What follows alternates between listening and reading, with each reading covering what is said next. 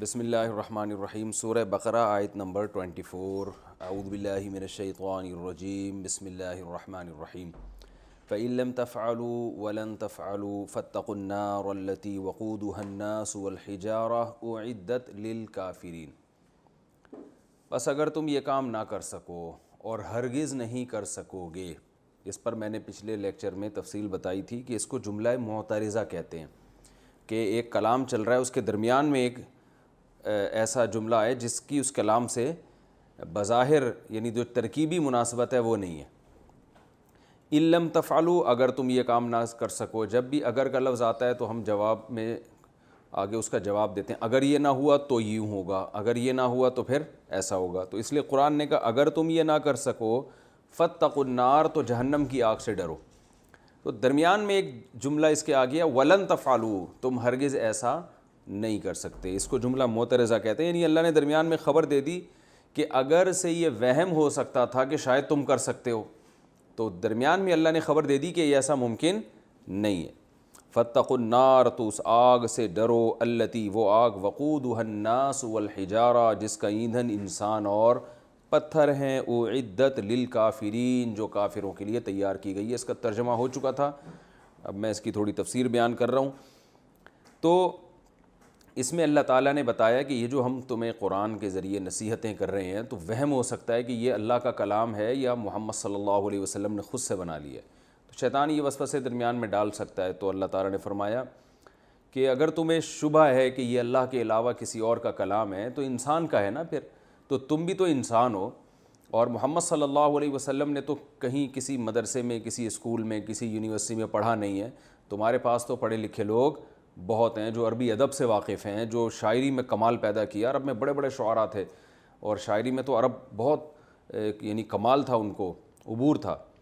تو اللہ نے فرمایا کہ تم تو اس سے زیادہ بلیغ کلام پھر کر سکتے ہوگے، اگر یہ انسانوں کا کلام ہے تو تم سارے مل کے جمع ہو کے تم بھی ایسا کلام لے کر آؤ۔ تو اگر نہیں کر سکتے تو پھر آگ سے ڈرو۔ کیا مطلب؟ پھر بھی تم اس کی انکار کر رہے ہو اس قرآن کا، تو آگ سے ڈرو جس کا ایندھن انسان اور پتھر ہے۔ تو یہ اس سے ثابت ہوتا ہے کہ قرآن کریم جو ہے یہ بلاغت کے اعلیٰ معیار پر ہے۔ پہلے تو یہ اچھی طرح سمجھیں کہ عربی میں بلاغت کہتے کس کو ہیں، کیونکہ آج لوگ کہتے ہیں نا کیا مطلب بھئی جیسا قرآن نہیں ہم بنا سکتے، بہت سے لوگوں نے تو کوشش کی ہے بنانے کی۔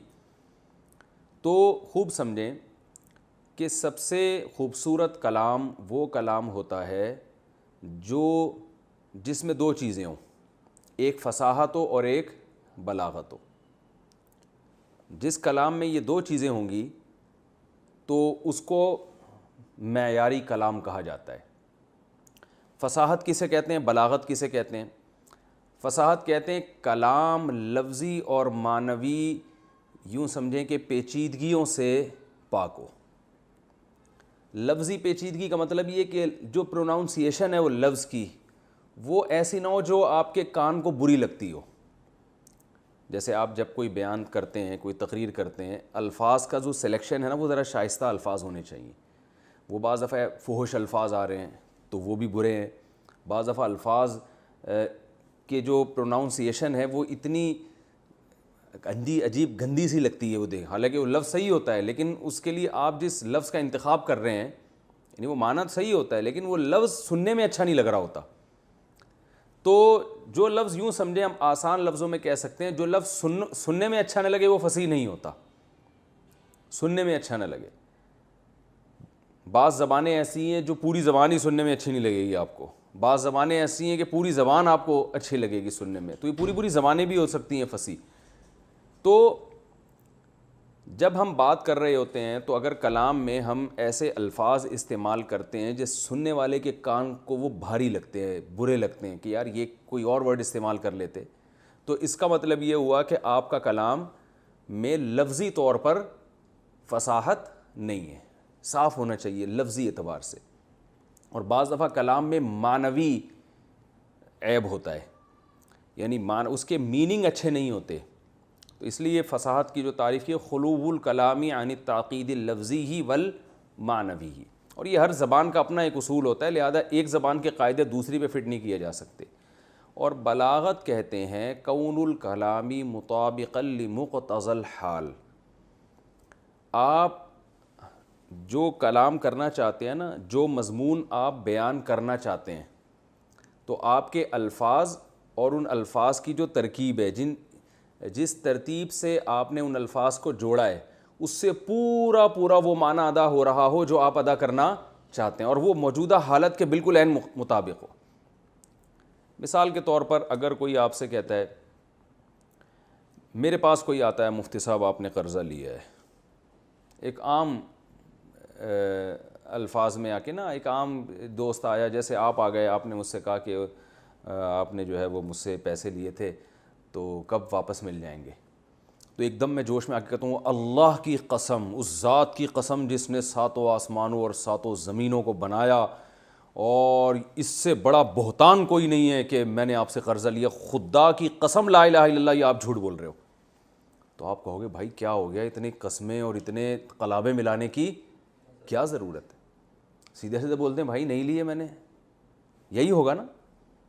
تو میری بات تو ٹھیک تھی، میں نے جتنی قسمیں اٹھائیں، جتنے زمین آسمان کے قلابے میں نے ملا دیے، جھوٹ تھوڑی بولا ہے میں نے، تو کلام میرا درست ہے، مگر جو موجودہ حالت ہے نا اس کے مطابق نہیں ہے۔ حالت یہ ہے کہ سامنے والا میری بات کا انکار تھوڑی کر رہا ہے، وہ تو ویسی ایک بیچارے نے ہلکا سا دعویٰ کیا ہے یہ سوچ کے کہ شاید مفتی صاحب نے لیے ہوں پیسے۔ تو میں جو ابھی کلام کر رہا ہوں، جو کنڈیشن چل رہی ہے نا اس وقت، یہ کلام اس کنڈیشن سے میچ نہیں کر رہا۔ ہاں آپ آئے، آپ نے کہا بھائی آپ نے پیسے لیے تھے، میں کہوں نہیں یار ایسا کچھ نہیں ہے، آپ بھول گئے ہیں، لیکن آپ مان نہیں رہے، آپ کہہ رہے نہیں آپ نے لیے ہیں پیسے، میں کہہ رہا ہوں بھائی نہیں لیے میں نے، اور پیسے بھی آپ بہت بڑی رقم کا دعویٰ کر رہے ہیں، بولو یار آپ قسمیں اٹھا رہے ہو، خدا کی قسم آپ نے لیے ہیں پیسے۔ جب زیادہ تکرار ہوگی پھر میں بولوں گا اللہ کی قسم لا الہ الا اللہ، میں حلفیہ بولتا ہوں میں نے آپ سے ایک دھیلا بھی نہیں لیا ہے۔ اب یہ جو کلام ہوگا یہ موجودہ حالت کے مطابق ہوگا، یہ بلاغت بلیغ کلام کہلائے گا۔ پہلی دفعہ جب میں نے اتنی قسمیں وسمیں اٹھائی جب ضرورت نہیں تھی تو یہ کیا کہلا رہا تھا؟ غیر بلیغ۔ لوگ کہیں گے ابے کیا پاگل ہو گیا ہے، ٹھیک ہے نا۔ تو بلاغت کا مطلب کیا ہوتا ہے؟ حالت، جس سچویشن، جس قسم کے کلام کا مطالبہ کر رہی ہے۔ اس میں صرف قسمیں نہیں ہوتی، اور بہت ساری چیزیں ہوتی ہیں کہ آپ الفاظ کو جوڑتے کس ترتیب کے ساتھ ہیں۔ الفاظ کو جس ترتیب سے آپ جوڑتے ہیں نا، دیکھیں اس کی مثال میں ایک اور مثال دیتا ہوں۔ ایک آدمی نے آپ سے آ کے سوال کیا، زید کھڑا ہوا ہے یا بیٹھا ہوا ہے؟ اس کا مقصد کیا تھا کہ زید کس کنڈیشن میں ہے، کھڑا ہوا ہے یا بیٹھا ہوا ہے یا لیٹا ہوا ہے، کیا کر رہا ہے؟ تو میں جواب میں کہوں گا زید قائم، زید کیا ہے؟ کھڑا ہوا ہے۔ تو زید کے بارے میں نے خبر دی، کیا ہے وہ؟ کھڑا ہوا ہے۔ کھڑا ہوا کا لفظ بعد میں اور زید پہلے۔ آپ آئے اور آپ کے ذہن میں سوال یہ کہ کھڑا ہوا آدمی ہے کون؟ بندہ تو کھڑا ہوا ہے، لیکن یہ زید ہے، بکر ہے، کون ہے؟ اب آپ کا پوچھنے کا مقصد یہ ہے کہ کھڑا ہوا آدمی بندہ کون ہے؟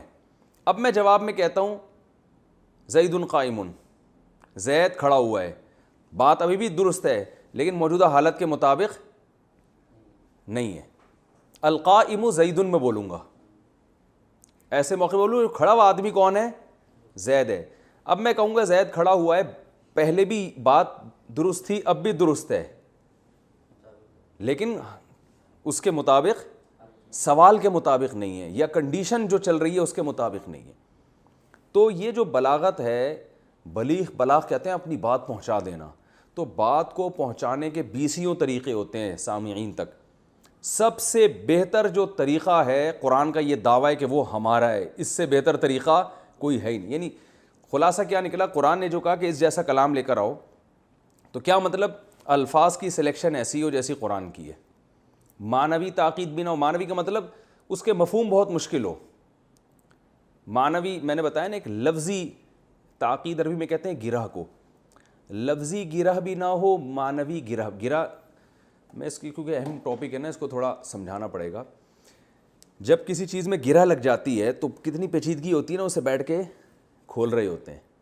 اور ایک چیز ہوتی ہے جو سلجھی ہوئی، کھل گئی، خوابوں کی طرح تھا نہ خیالوں کی طرح تھا، وہ شخص ریاضی کے سوالوں کی طرح تھا، الجھا ہوا ایسا کہ کبھی کھل نہیں پایا، سلجھا ہوا ایسا کہ مثالوں کی طرح تھا۔ تو سلجھا ہوا کا اپوزٹ کیا ہے؟ الجھا ہوا، جو گرے لگ جاتی ہیں۔ تو کلام میں بعض دفعہ گریں ہوتی ہیں، وہ لفظی گرہیں بھی ہوتی ہیں. لفظی کا مطلب سمجھ میں آ رہا ہے, لفظ کانوں کو اچھا نہیں لگ رہا, گاڑا لفظ ہے, بہت ہی عجیب سا برا لفظ ہے, مکروہ لفظ ہے, معنی حالانکہ بہت اچھا ہے اس کا. اور بعض مرتبہ لفظ صحیح ہوتا ہے, اس کا معنی اچھا, اس کا جو اصل ڈکشنری میں جو معنی ہے وہ معنی اچھا نہیں ہوتا. اچھا نہیں ہونے کا مطلب یہ ہے کہ معنی سمجھ میں نہیں آ رہا ہوتا اس کا. اچھا نہ ہونا تو ایک الگ چیز ہے, یعنی مشکل لفظ آپ استعمال کرتے ہیں, آسان لفظوں میں یوں کہہ سکتے ہیں.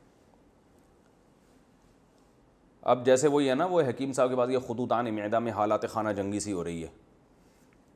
ایک آدمی حکیم صاحب کے پاس گیا کہ غدودان یا پتہ نہیں خطوطان معدہ میں حالات خانہ جنگی سی ہو رہی. یہ پورا کلام ہی غیر فصیح ہے, اس لیے کہ حکیم صاحب کی سمجھ میں ایک لفظ بھی نہیں آیا, سارے مشکل الفاظ. تو اس سے کیا ہو رہا ہے, یہ حکیم کو ایسا لگ رہا ہے جیسے یہ کلام میں گرہیں بندھی ہوئی ہیں, الجھا ہوا کلام ہے. تو گرہوں کی وجہ سے ہم یہ کہیں گے کہ حالانکہ خدودان معدہ بذات خود لفظ بہت اچھے ہیں, حالات بھی بہت اچھے, خانہ جنگی بھی بہت اچھے لفظ ہے, بڑا ایک اچھا لگ رہا ہے کانوں کو سن کے, لیکن مفہوم سمجھ میں نہیں آ رہا کہ ہے وہ کیا ہے. یہ معنوی پیچیدگی ہے اس کلام میں, یعنی اس کلام کے میننگ آسانی سے سمجھ میں نہیں آتے, بہت زیادہ غور کرنا پڑتا ہے, یار یہ بول کیا رہا ہے آدمی. تو اس سے کیا ہوتا ہے کہ جیسے لوگ کہتے ہیں نا, بعض علماء کے بیانات ایسے ہیں, بڑی شائستہ اور بڑی زبردست اردو استعمال کرتے ہیں, لیکن گاڑی اردو ہے, سمجھ میں نہیں آتی. تو آپ بتاؤ ان علماء کا پھر اثر ہوگا؟ آپ کا ٹیچر ایسی زبان میں آپ سے بات کر رہا ہے جو آپ کی سمجھ میں ہی نہیں آ رہی, یعنی بہت گاڑے الفاظ استعمال کر رہا ہے, تو آپ تھکنا شروع ہو جاؤ گے. تو ایسی تھکاوٹ جس کلام سے پیدا ہو رہی ہو, ہم کہتے ہیں اس کلام میں فصاحت نہیں ہے. تو قرآن میں کوئی لفظ ایسا نہیں ہے جس کی پروناؤنسیشن آپ کو کانوں کو لگے بری, اور کوئی لفظ ایسا نہیں ہے جس میں گاڑی عربی استعمال ہوئی ہو. آپ کو پتہ ہے عرب لوگ, یعنی ہم جب عربی گرامر پڑھتے ہیں نا مدرسوں میں, تو سب سے پہلے ہمیں قرآن سمجھ میں آنا شروع ہو جاتا ہے, کیونکہ سب سے آسان عربی کس کی ہے؟ قرآن کی. انتہائی آسان ہے, کوئی مشکل ورڈ ہے ہی نہیں. پھر اس کے بعد حدیث تھوڑی مشکل ہے, جب ہم حدیث پڑھتے ہیں تو اس کے لیے ہمیں دیکھنا پڑتا ہے, اس کے وکیبس سمجھنا پڑتی ہیں, اور اس سے زیادہ مشکل پھر فقہ ہے, اور پھر عربی ادب کی کتابیں تو بہت ہی مشکل ہیں. اور یہ بھی میں ایک بات بتا دوں, آپ کہہ سکتے ہیں کہ قرآن نے تو بہت آسان زبان استعمال کی ہے, تو اس کا مطلب یہ ہوا کہ یہ تو پھر بلیغ کلام نہ ہوا. تو یاد رکھو, آج کسی شاعر سے جا کے پوچھو, شاعری میں یا کلام میں آسان الفاظ استعمال کرنا مشکل کام ہے, مشکل الفاظ استعمال کرنا آسان کام ہے. یہ جتنے بڑے بڑے اردو کے شاعر گزرے ہیں نا, ان کا کمال یہ تھا کہ انہوں نے اشعار میں بات کہی ہے اور کوئی لفظ ایسا استعمال نہیں کیا انہوں نے جو عوام کی سمجھ میں نہ آ رہا ہو. علامہ اقبال کی بھی دو قسم کی شاعری, ایک مشکل بھی اور آسان بھی. علامہ اقبال کی وہ شاعری جو مشکل ہے, اگر علامہ اقبال زندہ ہوتے نا, آپ ان سے پوچھتے کہ جو مشکل شاعری ہے آپ کی, جو عوام کے لیے مشکل ہے, وہ آپ کے لیے بھی مشکل تھی, تو وہ جواب میں کہیں گے جو میری مشکل شاعری ہے نا وہ میرے لیے آسان تھی, اور جو آسان شاعری ہے وہ عوام کے لیے مشکل ہے لیکن میرے لیے آسان شاعری جیسے عوام کے لیے تو آسان ہے لیکن میرے لیے کیا ہے, وہ مشکل ہے. تو مشکل آسان الفاظ میں اپنی بات کو ڈیلیور کرنا یہ مشکل کام ہے. اس کے لیے آپ کے پاس وکیبس کا بہت بڑا ذخیرہ ہونا چاہیے, جس میں آپ کو پتا ہو کہ میں جب یہ بات کہوں گا تو یہ لفظ بھی ہے, یہ لفظ بھی, یہ مشکل ہے اور یہ کیا ہے, آسان ہے. جو جس کے پاس اتنا ذخیرہ نہیں ہوتا نا, وہ پھر مجبور ہوتا ہے مشکل الفاظ لانے پر, کیونکہ اس کے پاس اپنی بات کو ادا کرنے کے لیے کوئی دوسرا آلٹرنیٹ لفظ ہوتا نہیں ہے. اور پھر وہ ایسا لفظ بھی ہو نا جو اس کلام میں ایڈجسٹ بھی تو ہو جائے, صرف وکیب ہونا کافی نہیں ہے نا, وہ اس جملے میں اس نے رکھنا بھی ہے. تو قرآن کا یہ کمال ہے کہ قرآن نے بہت آسان الفاظ میں بہت آسان مثالوں کے ذریعے اپنی بات کو سمجھائے. اچھا, ایک اور اس کی میں مثال دوں کہ آپ یہ دیکھیں, جو لوگ جس زبان پر قدرت رکھتے ہیں وہ اس زبان میں جب اسپیچ کرتے ہیں تو لوگوں کو آسانی سے سمجھ میں آتی ہے. اس کی وجہ کیا ہے, انہیں اس زبان پر قدرت ہوتی ہے, اور جو اس زبان کو سیکھ کے اسپیچ کرتے ہیں وہ آسانی سے سمجھ میں نہیں آتی. اس کی وجہ کیا ہے, انہوں نے اس زبان پر قدرت نہیں ہوتی, نہ ہونے کی وجہ سے مشکل الفاظ لا رہے ہوتے ہیں وہ, یعنی قدرت نہیں ہوتی نا, اس کی وجہ سے وہ کیا لا رہے ہوتے ہیں, مشکل الفاظ. اب جیسے میں ایک لفظ استعمال کرتا ہوں, یار یہ چیز مارکیٹ سے شارٹ ہے. اب مارکیٹ سے شارٹ کا جب لفظ ہم نے استعمال کیا نا, یہ چیز مارکیٹ میں کیا ہے, میں بہت بولتا ہوں نا کہ مارکیٹ میں کیا چل رہی ہے, شارٹ چل رہی. اب یہ چل رہی ہے یا شارٹ, یہ بہت آسان الفاظ ہیں نا. یہ جو پیدائشی اردو اسپیکنگ نہیں ہوگا اس کے لیے یہ الفاظ استعمال کرنا مشکل ہوگا. نہیں آ رہی بات میرا خیال ہے. یا جو اردو ماحول میں 24 گھنٹے نہیں رہا ہوگا, اسے پتہ ہے کہ عوام کے پاس اپنی بات کو سمجھانے کے لیے آسان سے آسان لفظ کون سا ہے. اور جو اردو کتابوں سے پڑھ کر آئے گا وہ وہی بات کرے گا. جو ایک عالم تھے, ایک بیان کر رہے تھے, میرے دوست بھی تھے, وہ کہنے لگے میں نے ایک ایسی چیز دیکھی کہ میں انگشت بدندہ ہو گیا. تو میں جب ان کے پاس گیا میں نے کہا حضرت آپ کیا ہو گئے؟ کہنے لگے انگشت بدندہ. میں نے کہا یہ کیا ہوتا ہے؟ کہتے ہیں انگشت انگلی کو کہتے ہیں, بدندہ کا مطلب دانتوں کے اندر. میں نے حیران ہو گیا. تو میں نے کہا یہ بولتے ہیں بھائی میں حیران ہو گیا. تو کیا ہے زبان پر اس ہم سمجھتے ہیں بڑی اچھی اردو بول رہا ہے, یہ اچھی نہیں ہے. یہ اچھی اس اعتبار سے ہے کہ بھی پڑھا لکھا آدمی ہے, پڑھے لکھے لوگ اس طرح کی زبان استعمال کرتے ہیں, ذرا ادبی زبان.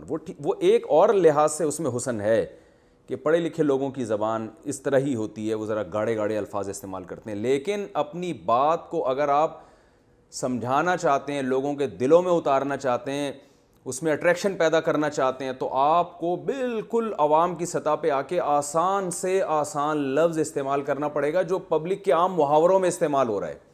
سمجھ میں آ رہی ہے کہ نہیں آ رہی ہے؟ تو قرآن کا یہ کمال ہے کہ اس نے الحمد سے لے کے والناس تک کوئی ایک لفظ بھی ایسا استعمال نہیں کیا جو سننے میں لگے آپ کو کہ یہ کیا عجیب و غریب سا لفظ ہے. عرب کو, دوسری زبانوں کا اعتبار نہیں ہے, کسی عربی بولنے والے کو لگے کہ یہ کیا ہے, مشکل لفظ ہے.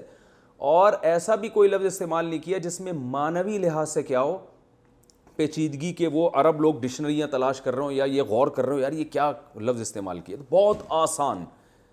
اور کمال یہ کہ اتنی آسان الفاظ اور اتنی آسان یعنی زبان کو ایسی ترکیب میں جوڑا ہے کہ بات جو ہے فوراً دل میں اتر جاتی ہے. یعنی جو موجودہ حالت ہے اس کے بالکل عین مطابق ہے. اتنے عین مطابق ہے کہ قرآن یہ دعویٰ کرتا ہے کہ موجودہ حالت میں اس قسم کے مضمون کو بیان کرنے کے لیے اس سے اچھے الفاظ اور ایسی خوبصورت ترکیب, یعنی الفاظ کو جو جوڑا جاتا ہے, اس سے بہتر سلیکشن ہو نہیں سکتی کسی کی.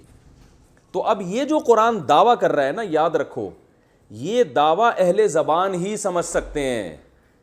جیسے میں اگر یہ دعویٰ کرتا ہوں کہ فلاں عالم اردو میں تقریر کرتا ہے اور اردو میں جو فصاحت اور بلاغت ان کی زبان میں ہے اس طرح سے کوئی اور تقریر کر ہی نہیں سکتا, تو میرا یہ دعویٰ انگریزوں کی سمجھ میں نہیں آئے گا, پنجابی بولنے والے یا پشتو بولنے والوں کی سمجھ میں نہیں آئے گا. یہ دعویٰ اسی کی سمجھ میں آئے گا جو اردو زبان میں بھرپور مہارت رکھتے ہیں. سمجھ میں آ رہی بات؟ تو لہذا ایک عام آدمی, جیسے اب عام لوگ کہتے ہیں کہ قرآن بڑا فصیح و بلیغ ہے اور بلاغت کے اعلیٰ معیار پہ پہنچا ہوا ہے, تو ہمیں کیسے پتہ چلے گا پہنچا ہوا ہے؟ تو بھائی ہم اس کو فصاحت و بلاغت کی ڈیفینیشن تو بیان کر سکتے ہیں, لیکن یہ فیصلہ کرنا کہ واقعی اس معیار پہ پہنچا ہوا ہے یا نہیں, یہ غیر عربی کا کام نہیں ہے. وہ سمجھ ہی نہیں سکتا اس کو. سمجھ میں آ رہی؟ ہاں علماء جنہوں نے گرامر پڑھی ہو, عربی کتابیں پڑھی ہو, وہ کسی حد تک سمجھ سکتے ہیں, مکمل طور پہ وہ بھی نہیں سمجھ. یہ صرف اہل زبان سمجھ سکتے ہیں, اور حقیقی میں بھی وہ اہل زبان جو باقاعدہ اس دور کے تھے جس وقت قرآن نازل ہو رہا تھا. سمجھتے ہو کہ نہیں سمجھتے؟ یہ میں اس لیے اتنی لمبی تقریر کر رہا ہوں کہ آج بھی انٹرنیٹ پہ کوئی بھی مکھنچو اٹھتا ہے, کچھ نہ کچھ آیتیں بنا کے پیش کر دیتا ہے اور کہتا ہے دیکھو میں نے بھی قرآن جیسی آیتیں بنا دی. اب سوال پیدا ہوتا ہے جب اس کو چیک کون کرے گا کہ یہ اس جیسی ہیں یا نہیں ہے؟ تو اب یہ دعویٰ, یعنی یہ دعویٰ قرآن مجید کا ایسا ہے کہ جب قرآن نے یہ دعویٰ کیا تو اس وقت جتنے عرب تھے وہ اس ہتھیار ڈال دیے تھے انہوں نے. تو قرآن کا یہ دعویٰ اس وقت ثابت ہو چکا ہے. اب کسی کو فنڈر بننے کی ضرورت نہیں ہے. اب اگر کوئی کہتا بھی ہے نا کہ میں بنا سکتا ہوں, تو وہ بھائی اب کوئی چیک کون کرے گا کہ آپ نے جو بنایا یہ قرآن جیسا ہے بھی کہ نہیں ہے؟ یہ کون چیک کرے گا؟ ہو سکتا ہے کچھ عرب کے بڑے ماہر لوگ ہوں جو بالکل اسی زبان میں بات کرتے ہوں جو نبی صلی اللہ علیہ وسلم کے دور میں تھی, وہ چیک کر سکتے ہوں گے. لیکن ایک عام آدمی, میں چیک نہیں کر سکتا, آپ چیک نہیں کر سکتے. یہ کچھ اندازہ تو ہو جاتا ہے, جن لوگوں نے آیتیں بنا کے پیش کی ہیں نا, وہ حقیقت یہ ہے کہ پتہ چل جاتا ہے کہ ان میں جان نہیں ہے, ان میں دم نہیں ہے. لیکن یہ کہ کوئی لیبارٹری نہیں ہے جہاں ہم رکھ کے یہ ٹیسٹ کر سکیں کہ بھائی یہ واقعی قرآن کے مطابق نہیں ہے. تو اس لیے اب اگر کوئی یہ آیتیں پیش کرتا ہے کہ میں نے قرآن جیسی, تو اس صفحے کو آپ پھاڑ کے کیا کر دیں، جس صفحے پہ اس نے لکھی ہو نا، پھاڑ کے آگ میں پھینک دیں، کیونکہ اب یہ بحث کیا ہو چکی ہے، ختم ہو چکی ہے۔ جو صحیح قول علماء کا اس قسم کی آیتوں کے بارے میں وہ یہی ہے کہ جس وقت قرآن نے چیلنج کیا، پوری دنیا میں جہاں جہاں بھی عرب تھے وہ اس چیلنج کا جواب نہیں دے سکے، اور وہ عاجز آئے ہیں، انہوں نے کہا نہیں۔ اور واقعی دیکھو اگر دیا ہوتا تو کوئی تو تحریر ہمارے پاس آئی ہوتی نا، اتنے اسلام دشمن دنیا میں ہیں، تو اس وقت کی کوئی تو کتاب ہوتی کہ بھئی یہ فلاں مشرک نے یا فلاں غیر مسلم نے یا فلاں یہودی جو عربی جانتا تھا اس نے قرآن کے مقابلے میں بنائی تھی، اور اس کو عربوں نے کہا تھا کہ واقعی یہ کس جیسی ہے، بلاغت میں اسی معیار پر ہے۔ تو کوئی ایک پیج بھی آج تک ہمارے پاس ایسا نہیں پہنچا، حالانکہ اسلام کے خلاف سازشیں تو ہوتی رہی ہیں۔ تو یہ اس کی علامت ہے کہ قرآن نے جو یہ دعویٰ کیا ہے، اس مقام پہ قرآن نے دعویٰ کیا کہ اگر تم اس جیسا کلام بنا کے لے آؤ، ایک جگہ پہ دعویٰ کیا کہ اس جیسی صورت بنا کے لے آؤ، اور ایک جگہ قرآن نے دعویٰ کیا کہ ایک آیت بنا کے لے آؤ، تو کوئی نہ ایک آیت بنا سکا، نہ ایک صورت بنا سکا، نہ اس جیسی دوسری کتاب بنا سکا۔ اب اگر کوئی اٹھ کے کہتا ہے تو ہم کہتے ہیں بھائی جب یہ رنگ میں جب پہلوان کوئی دعویٰ کرتا ہے نا کوئی میرے مقابلے میں آئے، اس وقت کوئی مقابلے میں نہیں آیا، تو یہ 6 مہینے بعد جا کے اس دعوے کو چیلنج کرنا یہ حماقت اور بے وقوفی ہے۔ جب اس کو سمجھنے والے موجود تھے بلاغت کے ان اصولوں کو، اس وقت ساری دنیا عاجز آ گئی تھی۔ تو اب اگر کوئی اٹھ کے کہتا ہے نا کہ میں بنا سکتا ہوں، تو اس کا دعویٰ سنا ہی نہیں جائے گا، کیونکہ اب یہ قرآن کی یہ معجزہ یہ ثابت ہو چکا ہے، کیونکہ جو مد مقابل لوگ تھے نا انہوں نے اپنے عمل سے اس دعوے کو مان لیا تھا کہ واقعی ہم نہیں بنا سکتے۔ یہاں تک کہ جو انا اعطیناک الکوثر ہے نا، فصلی لربک وانحر ان شانئک هو الابتر، اس آیت کے بارے میں عرب نے مان لیا تھا کہ اتنی سی صورت ہم نہیں بنا سکتے۔ تو اس لیے اب یہ دعویٰ کرنا کیا ہے، فضول ہے۔ تو میں نے جو بلاغت اور فصاحت کے اصول تو بیان کر دیا آپ کو، لیکن یہ اصول جس زبان پہ چسپاں ہو رہے ہیں تو اس میں آپ کو اس زبان کا، اس کے انوائرمنٹ کا اور اس کے ماحول سے واقف ہونا ضروری ہے۔ تو آپ اسی زبان میں پیدا ہوں گے تو آپ کو اندازہ لگا سکتے ہو، کیونکہ یہ اصول کوئی ایسے ریاضی کے 2 اور 2 4 کی طرح نہیں ہے کہ آپ کیلکولیٹ کرو کہ 2 اور 2 = 5، تو یہ غلط ہے، بلکہ 2 + 2 = 4 ہوتا ہے۔ تو ایسے اصول نہیں ہیں جیسے میں کہوں کہ ایک عام انگریز کو لا کے بٹھا دیں کہ اردو میں یہ جو تقریر کر رہا ہے یہ زیادہ اٹریکٹیو ہے، یا یہ جو تقریر کر رہا ہے زیادہ اٹریکٹیو ہے، تو کہے گا بھائی یہ تو جو پیدا ہوا ہو اردو زبان بچپن سے بول رہا ہو اور سارا چاروں طرف وہی ماحول ہو، وہی آپ کو بتا سکتا ہے، کوئی دوسرا نہیں بتا سکتا۔ تو یہی حال ایسا بھی ہے کہ قرآن کا جو یہ بلاغت کا چیلنج ہے، اس میں عام آدمی یہ بتا ہی نہیں سکتا کہ یہ چیلنج جو قرآن نے کیا ہے تو کسی نے اس کا جواب، فلاں نے جو اس کا جواب دیا ہے تو یہ جواب بنتا بھی ہے یا نہیں بنتا۔ البتہ اتنی بات ضرور ہے کہ قرآن کی بلاغت اتنے زبردست عروج کو پہنچی ہوئی ہے نا کہ آپ اگر عربی گرامر کا کچھ حصہ پڑھ لو تو کچھ اندازہ بہرحال ہونا شروع ہو جاتا ہے۔ بلاغت کے ایسے مقام پر ہے کہ اگر آپ کو تھوڑی سی عربی سے شدھ بدھ ہو جائے نا تو اتنا تو اندازہ ہو جاتا ہے کہ یار یہ کلام میں اٹریکشن بہت زیادہ ہے، اس کی آیتوں میں مٹھاس بہت ہے اور کانوں کو اچھی لگتی ہیں۔ بلکہ میں تو کہتا ہوں جن کو ترجمہ نہیں بھی آتا نا وہ بھی جب قرآن پڑھتے ہیں تو اتنا تو فیصلہ وہ بھی کر لیتے ہیں، اس میں تاکید لفظی نہیں ہے۔ یہی قرآن اگر کسی اور زبان میں ہوتا نا تو اتنی مٹھاس اس میں نہ ہوتی، کسی اور زبان میں کسی اور کا کلام ہوتا۔ تو اللہ کا کلام ہے تو الفاظ بھی ایسے ہیں جس کانوں کو سن کے کیا مزہ آتا ہے۔ نہیں لوگ حرم، وہ امام حرم کی تلاوت لگا کے بیٹھے ہوتے ہیں، کوئی قاری عبد الباسط کی تلاوت لگا کے بیٹھا ہوتا ہے، حالانکہ سمجھ میں نہیں آ رہا ہوتا، پھر مزہ پھر بھی آ رہا ہوتا ہے۔ اور رہا یہ کہ اٹریکشن کتنی ہے تو وہ دیکھ لو آپ، اس میں کتنے بڑے بڑے سخت دل لوگ اس سے پگھل گئے ہیں، اور آج بھی لوگ قرآن پڑھ کے روتے ہیں، تو اس کا مطلب اٹریکٹ کر رہا ہوتا ہے نا، اثر کر رہا ہوتا ہے ان کے اوپر۔ جن پہ نہیں کر رہا ہوتا قرآن نے ان کے بارے میں بتایا ان کے دل کیا ہو چکے ہیں، پتھر بن چکے ہیں، سخت ہو چکے ہیں۔ اور پھر قرآن نے ان کی بھی مثالیں دی ہیں پتھروں سے، وہ مثالیں خود بلاغت کے اعلیٰ اصولوں پر قائم ہیں۔ ابھی ہم نے جو مثال پڑھی تھی او کصیب من السماء فیہ ظلمات ورعد وبرق، یہ تو میں نے مثال کو اردو میں ڈیفائن کیا نا، اس لیے مزہ نہیں آیا آپ کو، کیونکہ جب مثال کو جب سمجھایا جاتا ہے تو مزہ تھوڑی آتا ہے۔ ایسے ہی جیسے لطیفے کی آپ تشریح بیان کر رہے ہیں تو تھوڑی ہنسی آئے گی، مثال اسی زبان میں جب آپ سمجھیں گے نا، جب آپ کو عبور حاصل ہو جائے تو آپ کو پتہ چلتا ہے کہ یہ مثال کتنی جاندار ہے۔ او کصیب من السماء فیہ ظلمات ورعد وبرق یجعلون اصابعهم فی آذانهم من الصواعق حذر الموت یکاد البرق یخطف ابصارہم کلما اضاء لہم مشوا فیہ واذا اظلم علیہم قاموا. یہ بڑی جاندار مثال ہے, بڑا پڑھنے میں سننے میں مزہ آتا ہے اس مثال میں. تو خیر اللہ نے فرمایا کہ تم اس جیسا کلام بنا کے لاؤ, اگر نہیں لا سکتے تو اس آگ سے ڈرو. خود نبی کا معجزہ ہے کہ ایک لفظ بھی آپ نے کبھی زندگی میں نہیں لکھا مگر ایسا کلام پیش کر دیا کہ چیلنج کر رہے ہیں کہ اس جیسی آیت لے کر آؤ, مگر کوئی اس زمانے میں اس چیلنج کو قبول نہیں کر سکا اور یعنی اس کا جواب نہیں دے سکا. بعض گوروں نے اس پر اعتراض کیا, ہو سکتا ہے لکھا ہو مسلمانوں نے جلا دیا ہو, تو مسلمانوں کی پوری دنیا میں حکومت قائم ہوئی نہیں ہے. شاید اس میں یہی حکمت ہو, اللہ نے پوری دنیا میں قائم نہ ہونے دی ہو کہ بعد میں لوگ کہہ سکتے ہوں کہ یار یہ تو پوری دنیا میں قائم ہو گئی تھی, انہوں نے اپنے خلاف جو کچھ تھا سب ختم کر دیا ہوگا. تو اس لیے شاید اللہ نے پوری دنیا میں اسلام کو ابھی تک نافذ ہونے دیا ہی نہیں, حجت پوری رہے بعد والے لوگوں پر.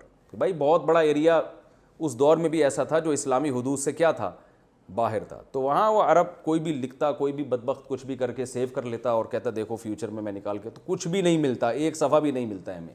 وہ سب ان سب نے کچھ کسی اور نہج پہ محنت کی, اس پہ انہوں نے کی نہیں, اور جنہوں نے کی تو وہ ایسے بھونڈا کلام لے کر آئے ہیں, وہ ملتا بھی ہے ہمیں. تاریخ میں ایسے کچھ ہمیں اوراق ملتے ہیں جس کو بعض جھوٹے نبیوں نے دعویٰ کیا تھا ہم بھی اللہ کے کلام جیسا کلام بنا کے لائے, جو آپ پڑھتا ہے آدمی تو اس کو ہنسی آتی ہے کہ یار یہ خدا کا کلام نہیں ہو سکتا. وہ پڑھ کے ایک عام آدمی فیصلہ کر لے گا, عربی ہونا تو دور کی بات ہے. تو آگے اللہ نے فرمایا وبشر الذین آمنوا, اور خوشخبری سنا دیں ان لوگوں کو جو ایمان لائے, وعملوا الصالحات, اور نیک اعمال کیے, ان لہم جنات تجری من تحتها الانہار, کہ ان کے لیے باغات ہیں جن کے نیچے نہریں بہتی ہیں, اور جب بھی ان کو ان باغات میں سے کوئی پھل دیا جائے گا تو وہ کہیں گے یہ تو وہی ہے جو ہمیں دنیا میں بھی دیا گیا تھا, رزقنا من قبل. اور یہ کیوں کہیں گے وَأُتُوا بِهِ مُتَشَابِهًا, اللہ فرماتے ہیں کہ ان کو اسی کے مشابہ پھل دیا جائے گا. تو اس سے پتہ چلتا ہے کہ ہمیں جو دنیا میں ہمیں نعمتیں مل رہی ہیں نا, جنت میں ہوں گی یہی, لیکن ان کا ذائقہ میں لذت بہت زیادہ ہوگی. اب یہی کیوں اللہ دے رہے ہیں, بہت ساری حکمتیں اس کی علماء نے بیان کی ہیں. جو بڑی حکمت سمجھ میں آتی ہے کہ انسان جس چیز سے مانوس ہوتا ہے نا اس سے دیکھ کے خوش ہوتا ہے. دیکھو میرے اب بھی باہر ملکوں میں سفر ہوتے ہیں نا, بعض دفعہ کوئی ایسا پھل آ جاتا ہے ہمارے سامنے, ہم نے کبھی دیکھا بھی نہیں ہوتا. وہ تھائی لینڈ میں نا بڑے مختلف قسم کے پھل ہیں اور بڑے لذیذ ہوتے ہیں. تو پہلی دفعہ کھاتے ہوئے آدمی کیا ہوتا ہے, ڈر رہا ہوتا ہے. آم کی پیٹی جیسے ہی کھلتی ہے ایک دم لپکتے ہیں نا, کیونکہ یہ وہ خوشبو ہے جس سے ہم کیا ہیں, مانوس ہیں. لیکن نیا پھل آدمی کھاتے ہوئے کیا کرتا ہے, وہ اس کو وہ پیدا نہیں ہوتا, ٹیسٹ گین کرنا پڑتا ہے. تبھی کمپنیاں کیا کرتی ہیں کہ آپ کو کوئی نئی پروڈکٹ جب آتی ہے نا تو فری میں بانٹتی ہیں کہ کچھ دن اس کو عادی بناؤ. تو جنت تو مزے کی چیز ہے نا, اللہ نے یہ نہیں رکھا کہ پہلے 6 مہینے اس کو اس پھل کا عادی بناؤ, بھائی کھاؤ, ٹھیک ہے نا, ابھی سے کھانا شروع کر دو لذت. تو اس لیے اللہ نے وہ پھل رکھے جو پہلے سے دنیا میں جن کا ذائقہ یہ چکھ چکا ہے. ہاں اس کے ذائقے میں لذت کئی گنا بڑھا دی جائے گی, اس میں لذت کئی گنا بڑھا دی جائے گی. تو اس لیے اللہ تعالیٰ نے, تاکہ لوگ ان چیزوں سے پہلے سے کیا ہوں, مانوس ہوں. وَلَهُمْ فِيهَا أَزْوَاجٌ مُطَهَّرَةٌ, اور ہے اس جنت میں ان کے لیے پاکیزہ بیویاں, اور وہ ہمیشہ ہمیشہ اس میں رہیں گے. پاکیزہ مطہرۃ کا مطلب ظاہری نجاست سے بھی پاک اور باطنی گندگیوں سے بھی پاک. مطہرۃ من الدنس, میل کچیل سے پاک بیویاں, حیض و نفاس سے پاک عورتیں. اور یہ تو ظاہری گندگی ہے, اور باطنی گندگی کیا ہے, حسد, بغض, چالاکیاں. جیسے آج بعض خواتین جو تفسیر کا لیکچر نہیں سنتی, ان میں بعض خواتین میں ہوتی ہیں, ہوتا ہے نا لالچ ہے, جس کی وجہ سے میاں کو ان سے کیا ہونے لگتی ہے, نفرت. جب بھی پینٹ اٹھا کے رکھی اس سے بٹوا غائب, کبھی بھی جب بھی بٹوا چیک کیا تو کچھ پیسے کیا ہیں, غائب ہیں. تو آدمی کے دل میں خیالات آنے شروع ہو جاتے ہیں الٹے الٹے. تو مطہرۃ وہ پاکیزہ ہوں گی باطنی عیوب سے بھی, یعنی دل کی بیماریوں سے بھی, اور ظاہری بیماری, ظاہری عیب سے بھی. ظاہری عیب کا مطلب جو ظاہری گندگی ہے, جو حیض و نفاس ہے, اس سے بھی پاک ہوں گی, اور وہ ہمیشہ اس میں رہیں گے. ان اللہ لا, آج جتنے لبرل لوگ حوروں کا مذاق اڑاتے ہیں نا, اتنا کسی اور چیز کا نہیں اڑاتے. حالانکہ یہ خود جتنے ٹھرکی ہوتے ہیں, نائٹ کلبوں کے اور شرابوں کے عادی ہوتے ہیں, تو یہ تو دنیا میں ہوس کے مریض ہیں کہ آخرت کی جو جنت ہے اس نعمت کو یہ اس دنیا کی خاطر چھوڑ دیتے ہیں ہوس کی وجہ سے. تو خود ہوس کے مریض ہوتے ہیں تو مذاق ان کو اپنا اڑانا چاہیے. تو اللہ نے فرمایا اس میں نیک بیویاں ہوں گی جس میں یہ ہمیشہ رہیں گے. ان اللہ لا یستحیی ان یضرب مثلا ما بعوضۃ فما فوقها. اللہ حیا نہیں کرتا اس بات سے کہ وہ مچھر کی مثال بیان کرے فما فوقها, یا اس سے بھی اوپر کی چیز. کیا مطلب؟ جو گھٹیا ہونے میں اس سے بھی اوپر ہو, یعنی مچھر سے بھی کمتر چیز کی مثال اللہ بیان کر سکتا ہے. اصل میں قرآن میں یہ مثالیں ہیں نا کہ ضرب مثل فاستمعوا له, کہ ایک مثال بیان کی جاتی ہے, اسے غور سے سنو. تم جن معبودوں کی عبادت کرتے ہو نا, اگر مکھی ان سے کوئی چیز لے کے اڑ جائے تو کیا ہے؟ ضرب مثل فاستمعوا ان الذين تدعون من دون الله لن يخلقوا ذبابا. ایک مکھی بھی نہیں پیدا کر سکتے یہ. وَإِن يَسْلُبْهُمُ الذُّبَابُ شَيْئًا لَا يَسْتَنقِذُوهُ مِنْهُ. اور مکھی ان سے کوئی چیز لے کے بھاگ جائے تو اسے چھڑا نہیں سکتے. وہ جو بت ہے نا, تو مکھی بھی پیدا نہیں کر سکتے. تو اس پہ مشرکین کہنے لگے یہ اگر اللہ کا کلام ہے, ایک طرف تو آپ کہتے ہیں بلیغ اور فصیح اور بادشاہ کا کلام, تو بادشاہ مکھی مچھر کی مثالیں, مکھی کی مثالیں کیوں دے رہا ہے؟ یہ بھی آج بھی لوگوں کو نا اس طرح کی چیزیں ہوتی ہیں, اعتراضات نکالتے ہیں, کچھ علماء کے کلام میں نکالتے ہیں, کچھ قرآن میں, کہ اللہ ہے اور مثال کس چیز کی دے رہا ہے؟ مکھی کی, کہ مکھی نہیں پیدا کر سکتے. تو قرآن نے اس کا جواب دیا کہ مکھی تو دور کی بات, اللہ مچھر کی مثال بیان کرنے سے بھی حیا نہیں کرتا. یہ حیا نہ کرنا ہمارے زبان میں اللہ نے بات کی ہے نا ہم سے, ہمیں شرم آتی ہے نا چھوٹی چھوٹی مثالیں دیتے ہوئے. تو فما فوقہا, بلکہ مچھر سے بھی کوئی گھٹیا چیز ہو تو اس کی بھی اللہ مثال دے گا. اس لیے کہ وہ جو مثال ہے نا, وہ تم مچھر کی اور مکھی کی شکل کو دیکھ کے گھٹیا ہونے کا فیصلہ کر رہے ہو. جو اللہ نے دعویٰ کیا ہے نا کہ تم مکھی پیدا نہیں کر سکتے, اس دعوے کو نہیں دیکھ رہے کہ واقعی مکھی اور مچھر اللہ کی قدرت کے بہت بڑے شاہکار ہیں. میں نے یہ آیت کے پہ نا مچھر پہ تحقیق کی تھی. اس آیت کی ایک جگہ میں نے تفسیر بیان کی, تو مچھر کے بارے میں میں نے بڑی تحقیق کی کہ اللہ نے مچھر کو اتنا ہائی لائٹ کیوں کیا قرآن مجید میں. حالانکہ مچھر کیسا جانور ہے, بیکار سا. تو پتہ چلا بھائی مچھر بھی عجیب چیز ہے بھائی. کم بخت 100 یا 400 آنکھیں ہوتی ہیں اس کے, اتنی سی کھوپڑی میں دماغ بھی ہے اور اس میں 100 آنکھیں ہیں, کم سے کم 100 آنکھیں جن سے وہ ہر طرف دیکھ رہا ہوتا ہے. پھر اس کا ایسا عجیب و غریب سسٹم ہے, جب یہ مچھر کی مادہ آ کے خون چوستی ہے نا, یہ خون چوسنے کا پروسیس ہی بڑا عجیب ہے. یہ تو ایسا لگتا ہے کوئی بڑا میڈیکل کالج میں پڑھا ہوا ہو جس کو پتا ہو کہ ٹیکا لگاتے کیسے ہیں, تکلیف سے کیسے بچانا ہے, پھر کھینچنا کیسے ہے, پھر کون سے کیمیکل چھوڑنا ہے. جیسے ڈاکٹر نہیں کر رہے ہوتے, ایک ایک چیز جانتا ہے یہ کم بخت. تو کیا مچھر کی مادہ کیا کرتی ہے, وہ جب آپ کے بیٹھے گی نا, بیٹھتے ہی سب سے پہلے تو سوئی گھسڑے گی اندر. نہیں, پہلے اس جگہ کو سن کرتی ہے تاکہ آپ کو تکلیف نہ ہو, کیونکہ اگر ویسے ہی گھسڑ دیا آپ ایک دم اٹھ کے چماٹ لگاؤ گے اس کے نا, ٹھیک ہے نا, کہ یار یہ کیا ہو. بڑی ڈیڑھ ہوشیار ہے, اس کو پتہ ہے پہلے سے وہ سن کرے گی اس جگہ کو. پھر وہ ایسے وہ داخل کرتی ہے سوئی اس کے اندر اپنی, پھر ایسے جیسے ہم کھینچتے نہیں ہیں, کھینچ کھینچ کے پھول کے کپا بن جائے گی. پھر وہاں کیا کرتی ہے, کچھ ایسا کیمیکل چھوڑتی ہے جس سے خون جم جائے وہاں پہ, کیونکہ اگر وہ خون بہنا شروع ہو جائے تو پھر لوگ تو مچھروں کے خلاف گنوں اور توپوں سے جہاد شروع کر دینا کہ یار ہمارا تو خون. وہ عجیب کام کرتی ہے کہ جس سے وہ کیمیکل لگاتی ہے جس سے کیا ہو جاتا ہے, خون وہاں جم جاتا ہے. ہمیں جو بعد میں خارش ہوتی ہے نا, وہ اس کیمیکل کی وجہ سے ہوتی ہے, اور اس وقت تک مچھر خون پی کے جا چکا ہوتا ہے, ہمیں اس وقت تو پتہ ہی نہیں چل رہا ہوتا. اور بھی ہے, مجھے پوری تحقیق یاد نہیں ہے, آپ نیٹ پہ سرچ کر سکتے ہیں. تو مچھر کوئی معمولی چیز نہیں ہے. تو اللہ نے فرمایا کہ اللہ اس بات سے بالکل حیا نہیں کرتا. جیسے یہ ایسے ہی ہے جیسے ہم کوئی دعویٰ کریں نا, ابے بھائی یہ مشین میں نے بنائی ہے تو تم بھی ایسی مشین بنا کے دکھاؤ. اگلا کہتا ہے ابے کیا بنا دیا تم نے یار, تو میں شرمندہ ہوتا ہوں یار کسی اور چیز کی مثال دے دیتا. لیکن مجھے پتہ ہے, اتنا کانفیڈنس ہے کہ میں نے جو مثال دی ہے نا, اس کا باپ بھی ویسی چیز نہیں بنا سکتا.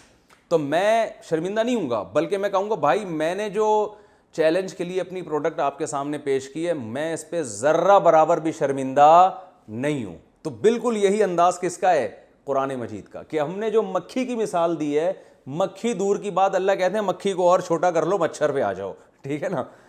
تو مچھر کی مثال دیتے ہیں, تم مچھر بنا کے دکھا دو.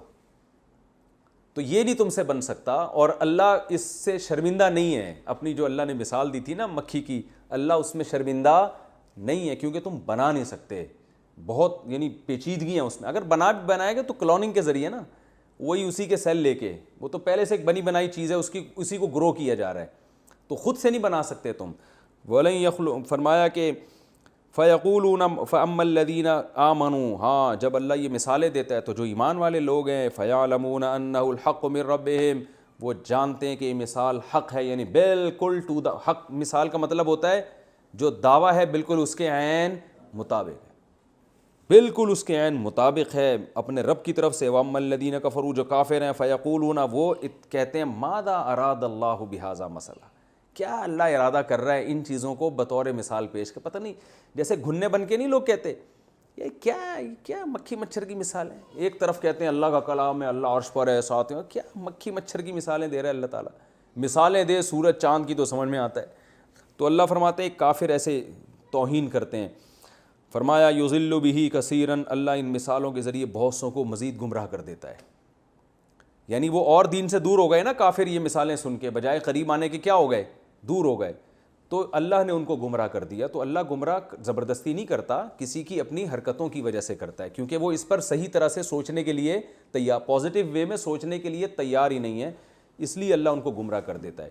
تو اس میں ہم گمراہی کی نسبت اللہ کی طرف کا مطلب یہ نہیں کہ اللہ ظالم ہے، بلکہ اور اس سے ہمیں یہ بھی پتہ چلتا ہے کہ بعض چیزیں ایسی ہوتی ہیں جو ہوتی ہدایت کی ہیں، مگر آپ اپنی نیگیٹو سوچ کی وجہ سے ان چیزوں سے ہدایت حاصل کرنے کے بجائے اور گمراہی میں چلے جاتے ہیں، تو وہ آپ کا اپنا قصور ہوتا ہے. بعض تقریریں ایسی ہوتی ہیں علماء کی جس میں ہدایت بھری ہوئی ہوتی ہے، اس سے لوگوں کو توبہ کی توفیق مل رہی ہوتی ہے، لیکن آپ ان کی وجہ سے بجائے سیدھے راستے پہ آنے کے دور. ابھی مولانا طارق مل صاحب کا بیان نہیں ہوا تھا جس میں رو رو کے دعائیں مانگی تھی انہوں نے وبا کے ختم، کتنے لوگوں کے دل پگھل گئے اس سے، اللہ کا خوف.